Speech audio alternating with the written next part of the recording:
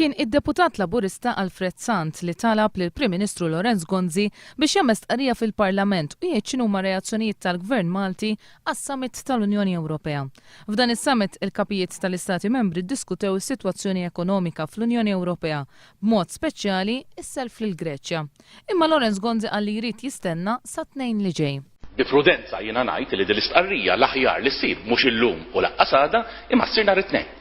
Id-deputat Laburista Alfred Sant wieġeb li s-summit huwa ta' interess qawwi għal pajjiżna għax matulu tqajmu materji li ser jolqtuna b'mod dirett. Għaldaqstant saħaq li l-Prim Ministru huwa fl-obbligu li ma jistennix ġimgħa oħra biex jinforma lill-pubbliku.